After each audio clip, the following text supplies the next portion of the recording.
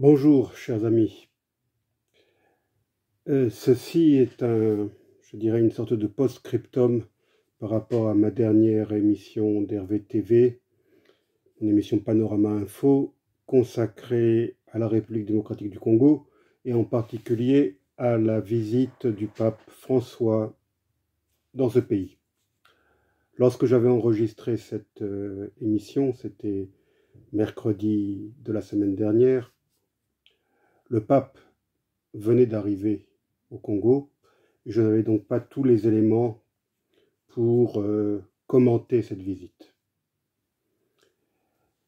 Maintenant, le pape est rentré à Rome, après être passé à Djouba, en République du Soudan du Sud, et je peux donc en tirer certains éléments, certains enseignements, que je ne pourrai pas inclure dans ma prochaine émission Panorama Info, parce que, tout simplement, je ne peux pas parler du Congo à chaque émission.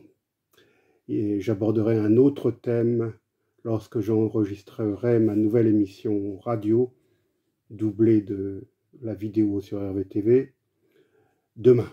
Elle sera diffusée jeudi. Donc, ce que je voulais dire, c'était par rapport au discours prononcé par le pape François. Il a tout à fait raison de dénoncer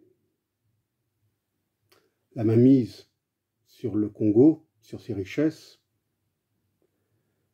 et sur l'Afrique d'une manière générale.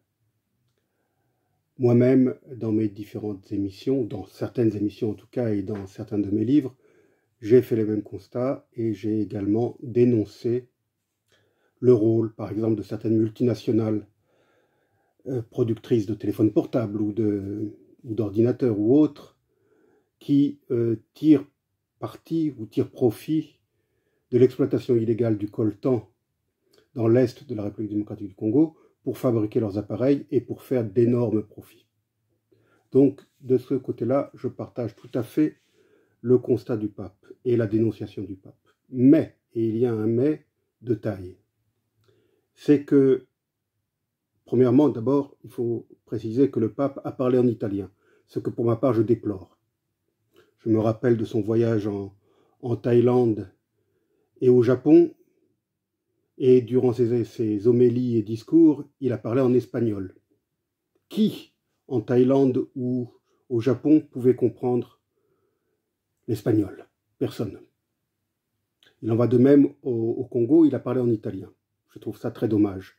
Les papes précédents nous avaient habitués à tenter de parler dans la langue comprise du pays dans lequel ils se rendaient. Et s'ils en étaient incapables, ils essayaient au moins de prononcer quelques mots dans l'une des langues locales ou dans la langue locale pour rallier les cœurs des fidèles auxquels ils s'adressaient.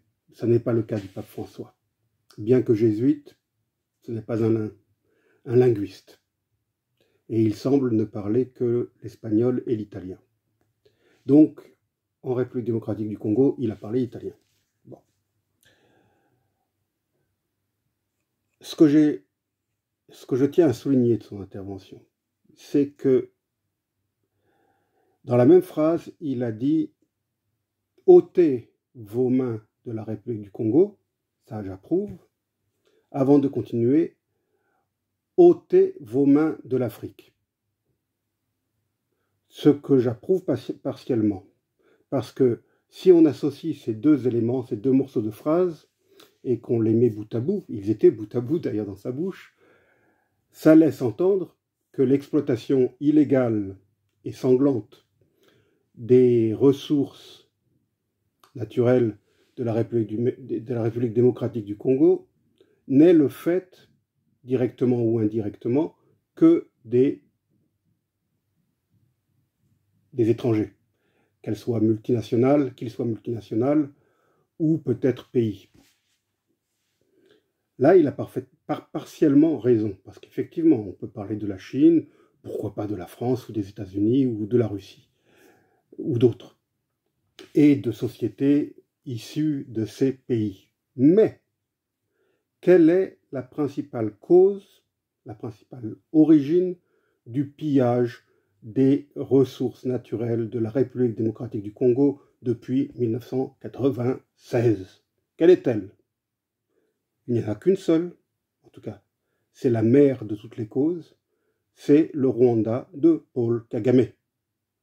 S'il n'y avait pas eu invasion en 1996, s'il n'y avait pas eu occupation, il n'y aurait pas eu ce pillage direct ou indirect et cet afflux de multinationales dont j'ai parlé tout à l'heure, qui ont profité de cette occupation pour piller